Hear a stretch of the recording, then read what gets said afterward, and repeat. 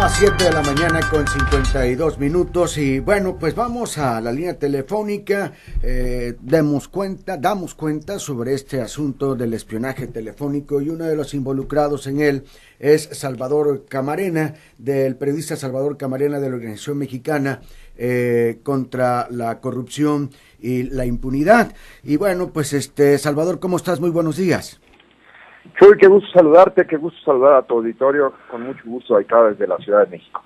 Bien, oye Salvador, bueno, pues este asunto de espionaje, tú eres de los que, según esto, pues está ahí involucrado, te escuchan, están pendientes de lo que hacen, pero la pregunta es, ¿qué te parece la respuesta que da precisamente el gobierno de la República ante este artículo de investigación del New York Times?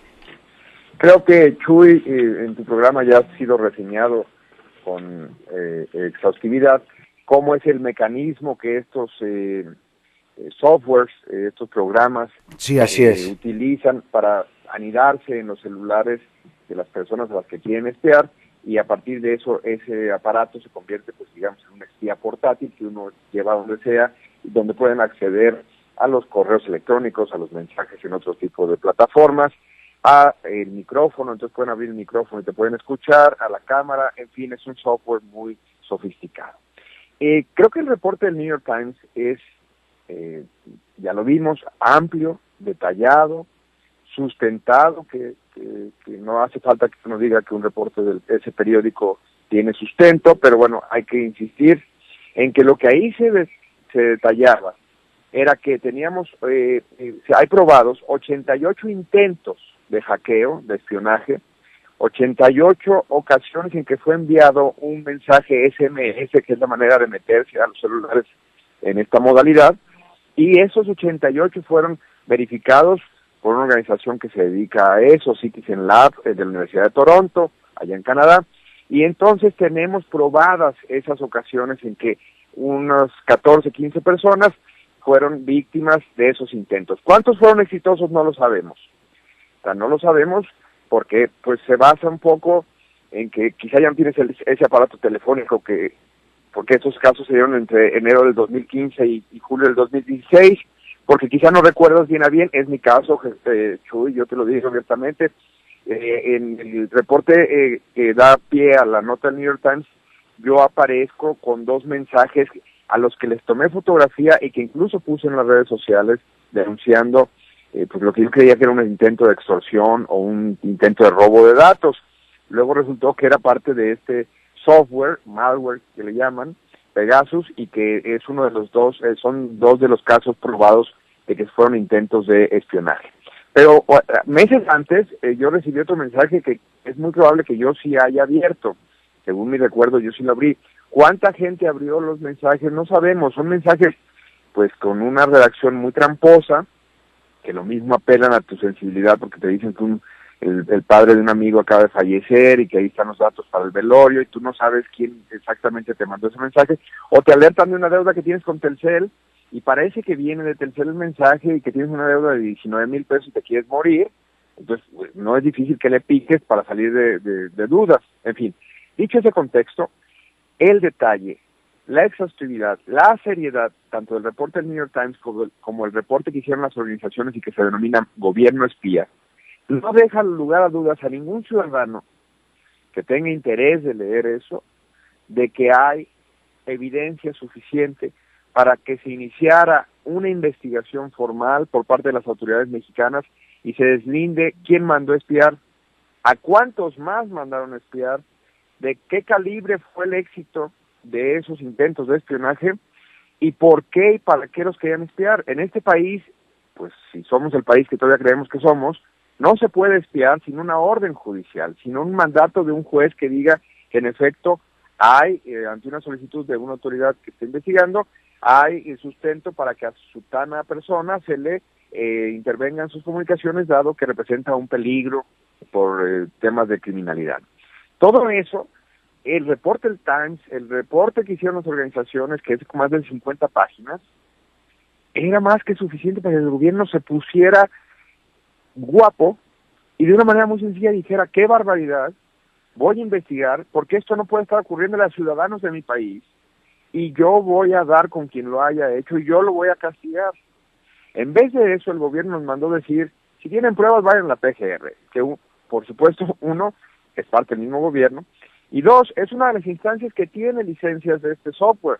En México, la Secretaría de la Defensa Nacional, la Procuraduría General de la República y el CISEN, el aparato de espionaje e inteligencia del gobierno, tienen este software.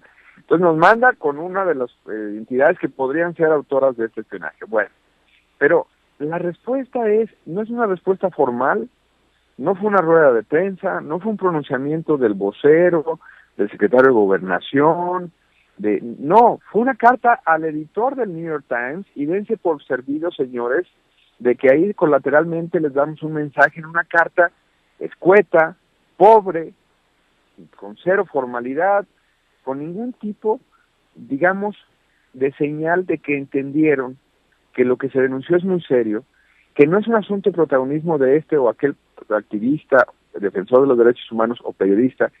Chuy, en pocas palabras, que no es sobre nosotros.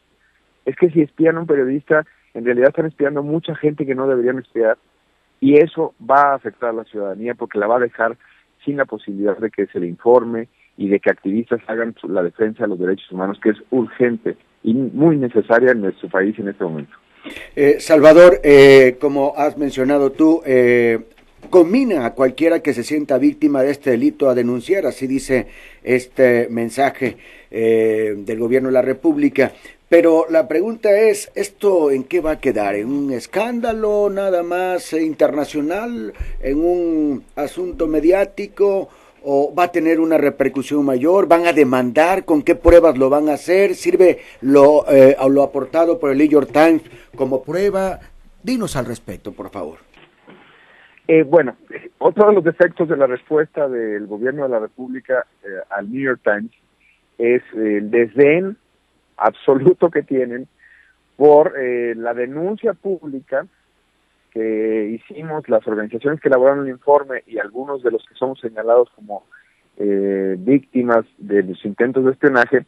A la 1:00 p.m, en el Paseo de la Reforma en la Ciudad de México, en un hotel conocido por todos, con transmisiones en Facebook y en una serie de streaming, en una serie de mecanismos de estos nuevos de plataformas digitales, denunciamos durante 2 horas, Chuy, encabezados por las organizaciones, pero estaban además, Carlos Loret de Mola mandó un mensaje, otro de los periodistas víctimas de estos intentos, estaba Carmen Aristegui, estaba la Asociación Miguel Pro con Mario Patrón, y estábamos otros, entre ellos tu servidor.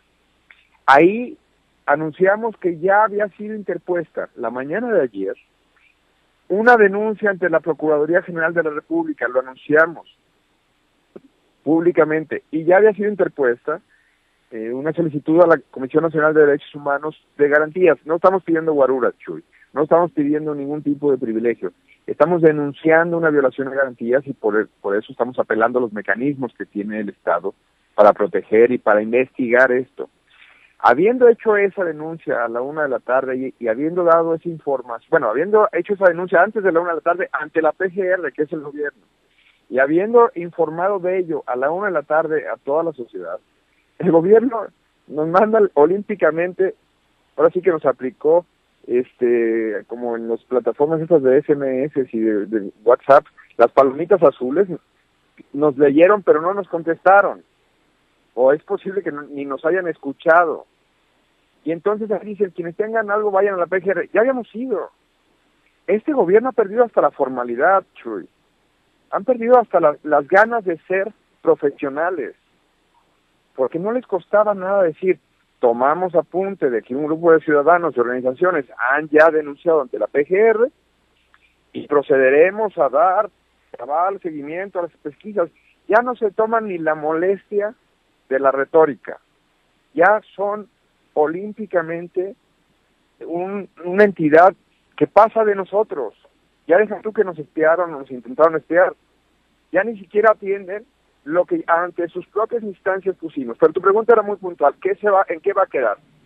Lo que nosotros creemos, y ayer se mencionó algo de eso, es que vamos a darle seguimiento y vamos a pedir explicaciones a quién se espió, por qué se espió, para qué se espió, ¿Con qué fundamento?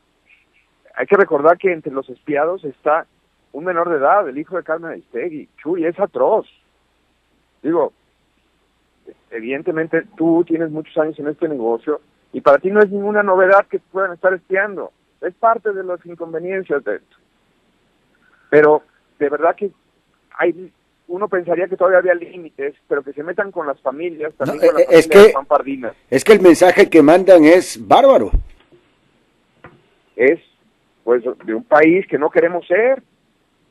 Insisto, no estaba bien que espiaran periodistas, pero a nadie le va a sorprender eso, a nadie. Pero que espíen a menores de edad o que manden mensajes a la esposa de Juan Pardinas, me parece verdaderamente, como tú dices, de barbarie.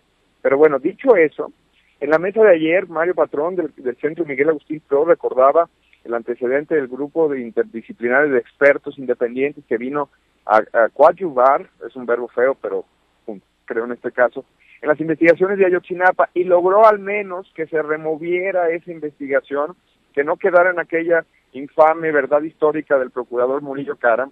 Y entonces ayer se mencionaba que quizá, si no hay mecanismos en México que nos ayuden a investigar qué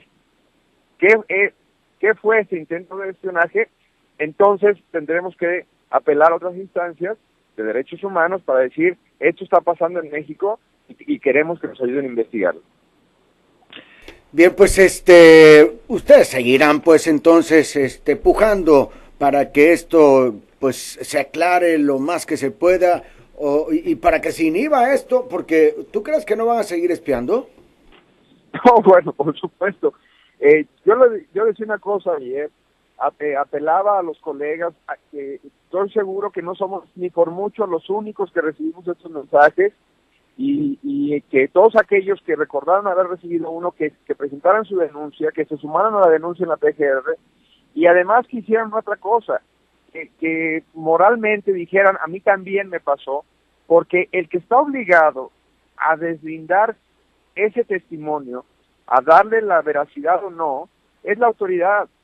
La ley eso dice, la ley dice que cuando uno sabe de un delito tiene que denunciarlo, pero otra cosa es que el gobierno actual cree que el papel de los ciudadanos es demostrar, conseguir la evidencia, bueno, como hemos visto con tantas madres de desaparecidos y de asesinados, que son las que terminan siendo las investigadoras porque el gobierno se niega a investigar.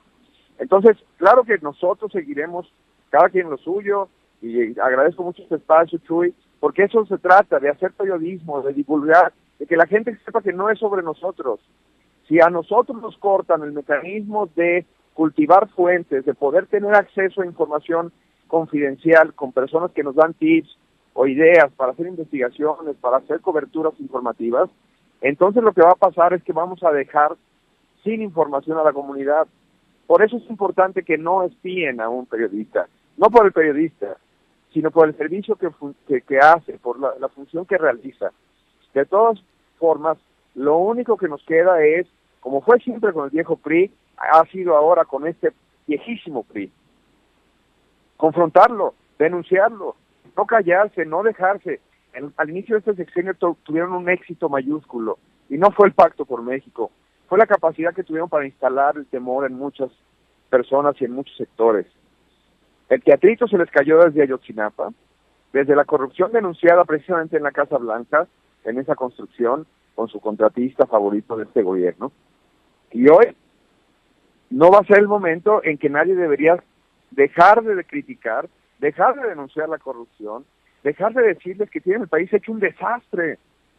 Si ellos creen que van a ganar en las elecciones federales del año entrante, repitiendo la fórmula del Estado de México, con unos paquetazos de promociones a partir de programas sociales, con una presencia descarada de funcionarios en actividades proselitistas, pues lo único que nos queda, como siempre, Chuy, es decir, eso viola la ley, porque nosotros sí creemos en la ley, y es lo único que tenemos de nuestro lado, y tenemos que exigir el cumplimiento de la misma.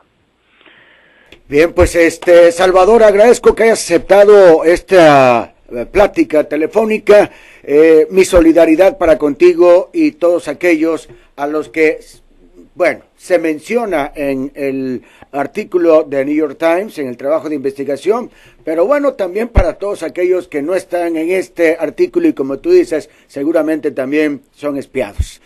Seguramente. Te mando un abrazo grande, saludos hasta allá y nos vemos muy pronto por allá por tu tierra, te lo prometo. Dale pues, Salvador, estamos emplazados. Un abrazo, saludos. Necesito un despacho de abogados de confianza. Despacho Jurídico Estrada Guzmán y Asociados la brindan.